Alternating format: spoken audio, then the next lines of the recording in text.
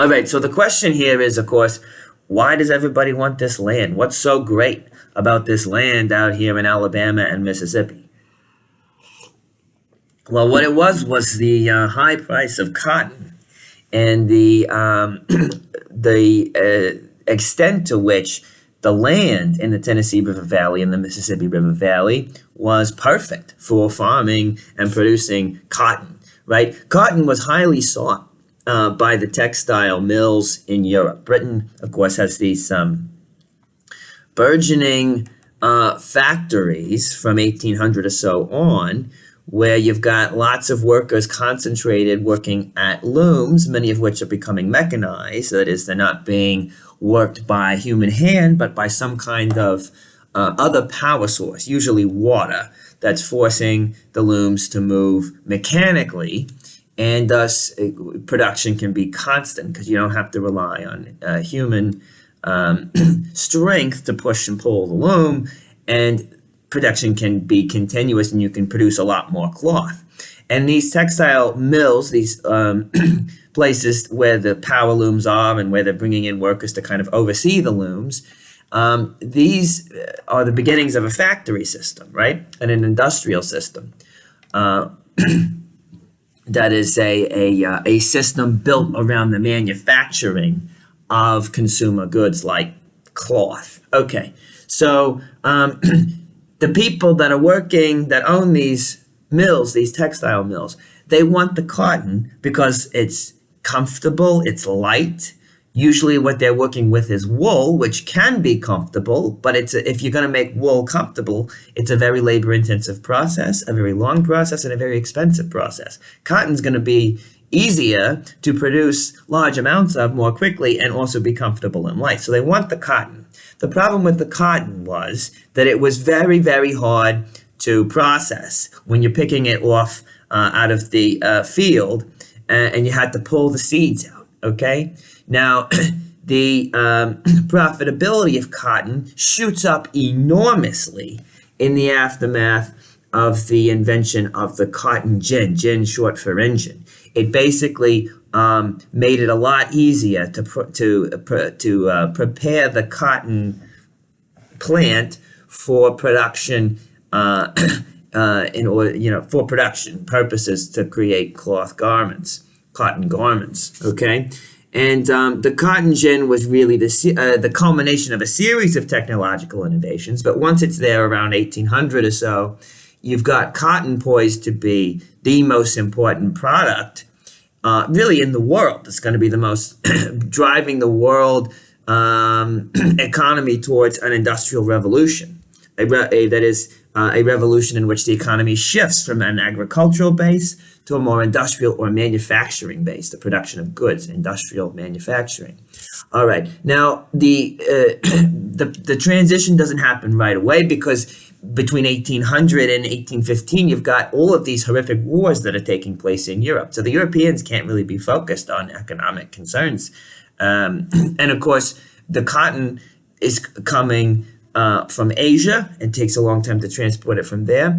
Or now, if you're going to be getting it from the United States, of course, the United States and England, who's producing most of the cloth garments with their factories, they're not doing trade with each other very much between 1800 and 1815, especially from 1812 to 1815 during the war. So these wars slow down this economic revolution that's brewing and that's going to be caused by cotton. Okay, now all that, of course, changes with the end of the Napoleonic Wars and the end of the War of 1812 in 1815. And suddenly now you're going to have a lot of land opening up where you can plant cotton.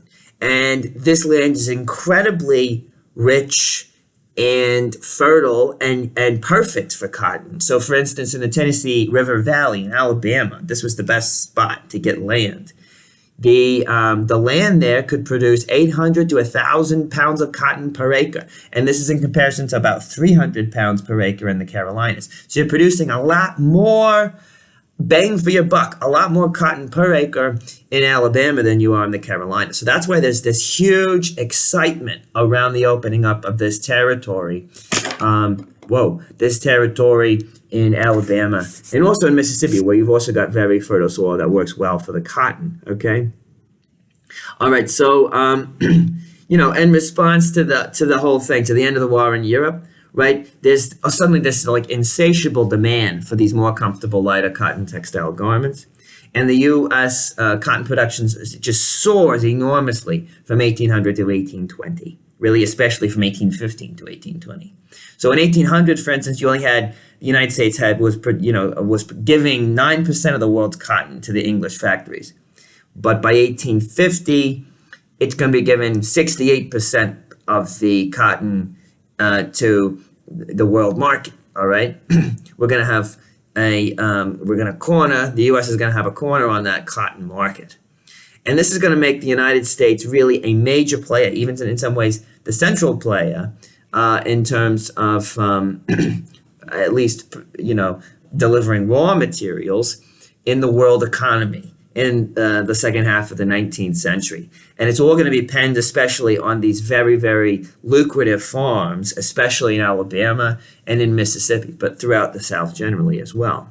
Now, the profitability of this cotton, right, it relies on chattel slavery. It relies on this very brutal form of slavery in which the slave is really not recognized as a person in the sense that he or she has no legal protections at all.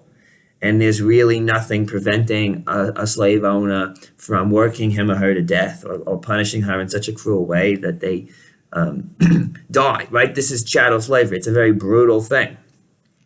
And of course, the expansion of the cotton markets is going to rely entirely on slave labor. So unfortunately, as many of the founding fathers had hoped that slavery was going to die out eventually, so they didn't have to attack it head on after the founding of the nation. Okay, but the problem, of course, was then the cotton became the most important crop and the centerpiece of the United States economy, and so slavery is going to expand exponentially thanks to cotton in ways that people could not have foreseen at all in the 1780s and 90s. Okay,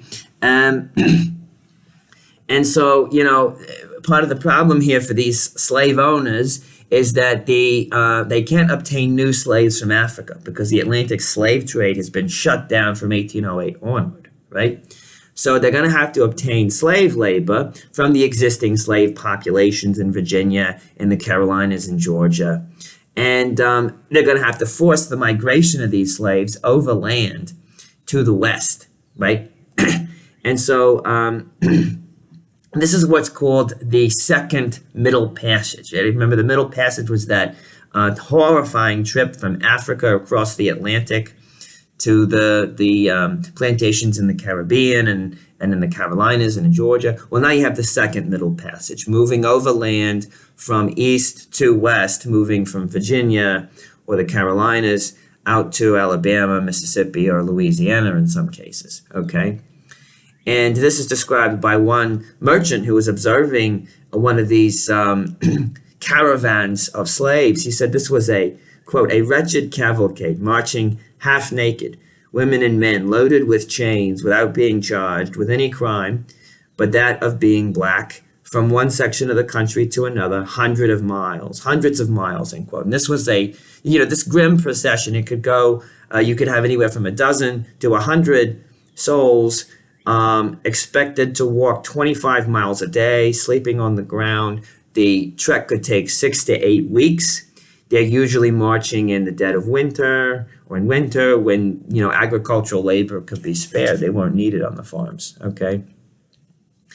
And, of course, slave traders are favoring those in the prime of their life, in their late teens and the early 20s, because they're expected to be able to withstand the rigors of the journey and also perform the backbreaking labor of clearing land once they arrive at new territory. So you're looking at very dense forests here in Alabama and Mississippi, and the trees have to be cut down, the roots have to be pulled out. This is really difficult work. And then the land has to be initially tilled, and it's very, very hard. So you need strong people to do it. Women are also valued not just as laborers, but as breeders, because right, they have to, if they're going to keep this cotton thing going, expand that slave population exponentially. And of course, women are very vulnerable to rape by the slave traders or the masters. There's really no protections for them at all from these horrible things, okay? Now, this interstate slave trade is itself a big business, right? And the Chesapeake Bay region alone, right, Virginia, Maryland, it exports 124,000 people between 1810 and 1820 out to the west, all right, out to Alabama, Mississippi, Louisiana.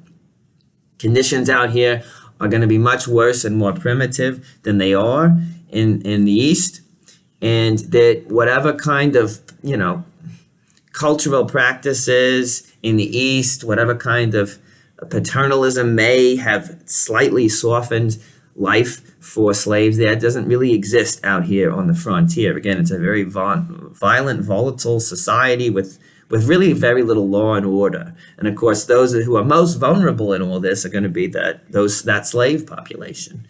Okay, and so you have these vast slave plantations springing up, along with huge fortunes. These are going to be the richest people in America by the 1850s.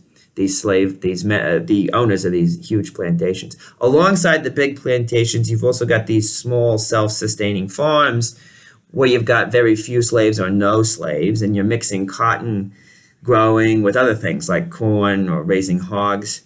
And so it's less profitable for these small farms, but because they're diversifying and they're growing different things, they're a little bit less vulnerable to crop failures, because if the cotton fails, they still got the corn or the hogs, right? And that's a better thing for these small guys to do, because they don't make enough year to year to support themselves if one year the cotton crop goes bad, okay? So you've got kind of this patchwork of farms growing up to huge plantations that are just focusing on cotton, that are very profit-oriented, that are full of lots and hundreds of slaves, and then you've got these smaller, self-sustaining small farms as well throughout the territories.